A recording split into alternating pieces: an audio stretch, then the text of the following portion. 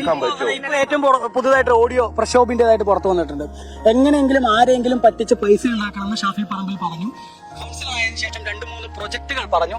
പക്ഷെ തനിക്ക് ഷാഫിയെ പോലെ അഴിമതി നടത്താൻ താല്പര്യം ഉണ്ടായിരുന്നില്ല. അതുകൊണ്ട് തനിക്ക് താല്പര്യം സ്ത്രീയോടാണ്, ആ ഒരു പെൺകുട്ടിയോടാണ് പറയുന്നത്. പീഡിപ്പിക്കപ്പെട്ട പെൺകുട്ടിയോട് പറയുന്നതായിട്ടുള്ള ഓഡിയോ ആണ് പുറത്തു വന്നിരിക്കുന്നത്. അങ്ങക്ക് എന്താ തോന്നുന്നതിനെ പറ്റി? അങ്ങ് പിന്നെ ജനൻ ടിവിയുടെ പ്രക്ഷോഭം പറയുന്നത് താങ്കളുടെ ചങ്കാണല്ലോ. കാരണം പാലക്കാട്ട് ഏത് താങ്കളുടെ ഫോട്ടോ എടുത്ത് നോക്കിയാലും താങ്കളുടെ വലതുവശത്ത് പ്രക്ഷോഭം ഉണ്ടാവും. അങ്ങക്ക് എന്താ തോന്നുന്നത്? ഞാൻ പിന്നെ അങ്ങക്ക് എന്നെ പരിചയമുണ്ടല്ലോ, എന്താ തോന്നുന്നത്? അത്തരം കാര്യങ്ങളൊന്നും മറുപടി അറിയിക്കുന്നില്ല. പ്രക്ഷോഭമാണ് പറയുന്നത്, കാരണം താങ്കളുടെ വലം കൈയായിരുന്നു. പ്രക്ഷോഭം എന്തെങ്കിലും തെറ്റ് ചെയ്തിട്ടുണ്ടെങ്കിൽ പിന്നെ അതിന്റെ നിയമ നടപടികളുമായിട്ട് മുന്നോട്ട് പോവുക, അതിനെതിരെ നടപടികൾ സ്വീകരിക്കുക. ഓഡിയോയിലാണ് പറയുന്നത്, പ്രക്ഷോഭിന്റെ ഓഡിയോയിലാണ്. നാട്ടിൽ എന്ത് നടന്നാലും അതിലേക്ക് ഒരു പേര് എന്നെ വലിച്ചു കെട്ടണ്ട. പ്രക്ഷോഭിന്റെ ഓഡിയോ താങ്കളുടെ ഷാഫി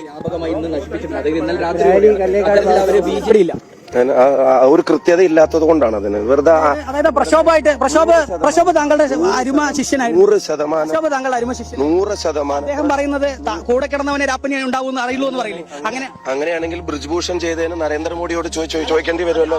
ആവശ്യത്തെ പറഞ്ഞ് ഇതിനെ ഓട്ടയടിക്കാനല്ലോ വേണ്ട. ഇതിലുള്ള മറുപടി ഇന്ത്യയുടെ മറുപടി പറഞ്ഞു. പറമ്പിൽ അഴിമതി നടത്താൻ പറഞ്ഞു, പ്രേരിപ്പിച്ചു. അതും പീഡിപ്പിക്കപ്പെട്ട പെൺകുട്ടിയോടാണ് നിരന്തരം പറയുന്നത്. അല്ല, വളരെ കൃത്യമായിട്ട് പിന്നെ ഞാൻ മറുപടി പറഞ്ഞു. നടത്തുമ്പോൾ അതിൽ താങ്കൾക്ക് പ്രശ്നമില്ല. എന്റെ പേര് പറഞ്ഞ് പീഡിപ്പിക്കുക എന്താ ചേട്ടാ? കുറച്ച് നേരം അങ്ങനെയാണ്. ആ ഓഡിയോയിൽ താങ്കൾ അവരുടെ ബോസാണ്.